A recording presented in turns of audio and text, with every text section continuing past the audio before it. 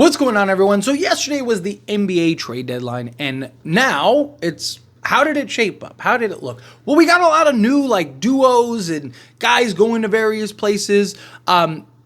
The best acquisition and the most surprising acquisition, craziest acquisition, was, of course, Luka going to the Lakers.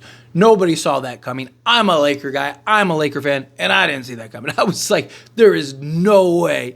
Everybody thought, even Shams thought it was fake, right? We all thought that this is fake news. Shams got hacked or something's going on, right? We're all checking our phone. Is it April? Is it April 1st yet? It's just... No one believed it. Didn't make any sense. And lo and behold, right, you got that. So now you have LeBron James and Luka as a duo. It's crazy. As a Laker fan, obviously, I'm super hyped. But just period, right? Remove my Laker bias for a moment. LeBron and Luka on the same team is crazy. Are there concerns, fit and can they play off of each other and all that stuff? Of course, right? But they're two of the smartest players ever. They'll figure it out, right? I trust them to figure it out. But even then, just to see it, right? Just as a basketball fan, it's you're going to get to see Luka and LeBron on the court together, right? Luka never has and likely never will play with somebody as good as LeBron, even at age 40 or 22, right? And then you look at the other side of it, right? Dallas, I still think Dallas is very good, right? Obviously, losing Luka hurts, but they're going to be the best defensive team. You still have two 25-point-a-game guys, right? And then Anthony Davis being your defensive anchor and gets to play the four and stuff, right?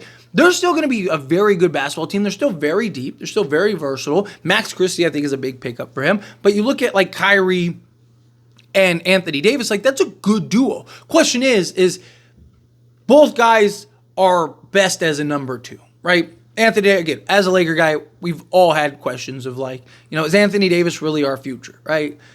There's times where he looks like it, but then there's times where he's just okay, he's clearly a two, right? So can two guys that are number twos kind of come together to win a championship, right? That's the question. And, of course they can. They're both still very talented. Anthony Davis, top 10 player in the league, right? Kyrie, top, 25 player in the league, somewhere like that, right? Depending on where you rank them. They're going to be a very good basketball team. So I'm excited to see how that plays out.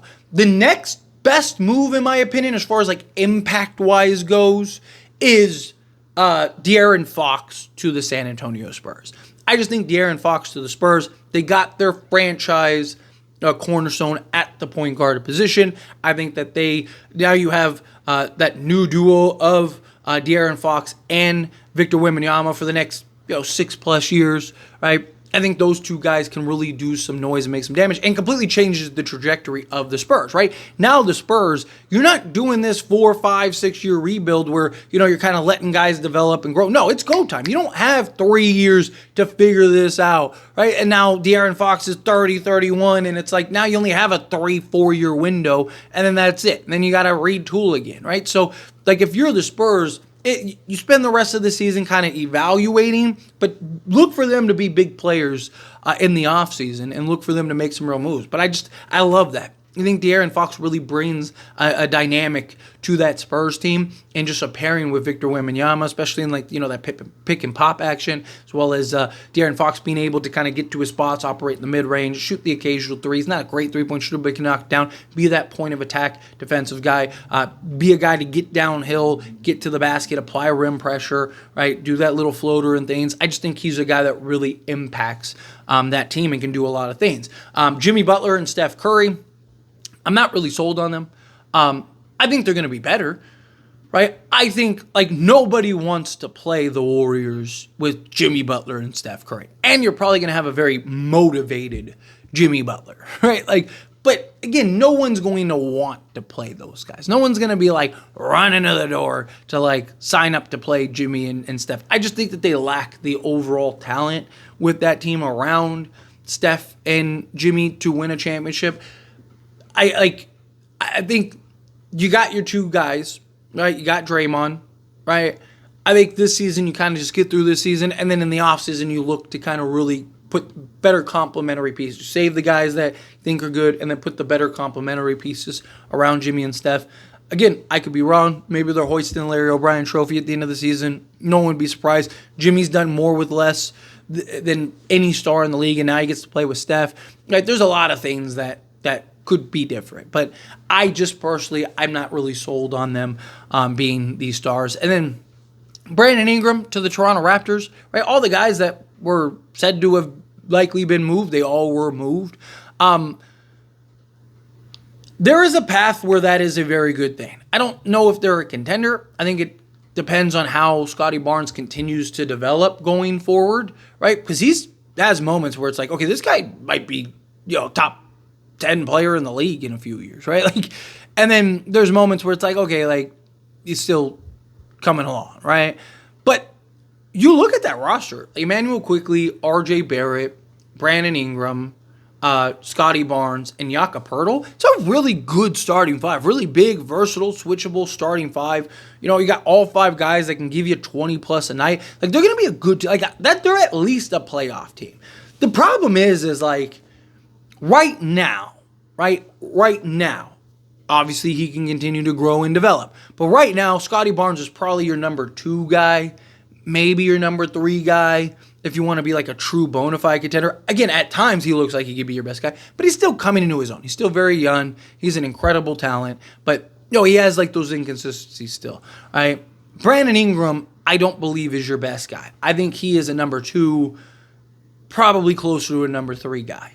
Right? I think he's very good. I think again, I kind of feel about this the way can 2 number 3s come together to be enough with the talent and depth that they have to make some noise. I don't know. I think it's going to be fun. I think it's going to be interesting. I think it's going to be entertaining. But I don't think that changes much in the wake of the NBA. That's that just shook the league. I don't think it's anything like that. DeAndre Hunter, I think, was an excellent pickup for the Cleveland Cavaliers. Their one question mark was the 3. Right, and they just got a guy that can self-create, defend multiple positions, play 2 through 4, give you different defensive schemes, different lineups, right? To match different teams.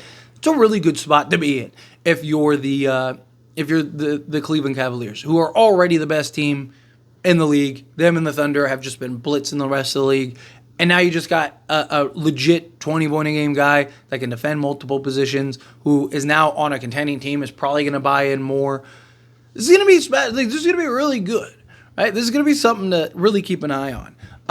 But outside of that, Zach LaVine going to Sacramento, I think Sacramento's cooked. They're terrible. I mean, they've already lost the first 2 games. They can't defend anybody. It's literally they're a team that leaned entirely into offense, but they don't have any of those ultra elite, super duper stars. Zach LaVine is an excellent just bucket getter, but he's a redundancy compared to everything else. Sacramento's cooked. They're done. Their season's over.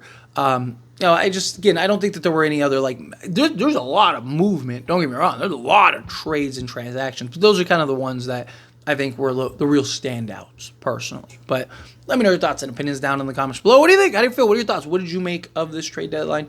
What teams do you think made some really solid moves, did better? Again, how you feel, whatever your thoughts are. I love to hear it, so let me know down in the comments below. That being said, if you haven't liked this video, hit that like button. Helps me a lot. Lets me enjoy these types of videos, and I truly appreciate it. Not subscribe to the channel, hit that subscribe button. Turn on the bell notifications. Appreciate y'all. See you in the next one. Thank you.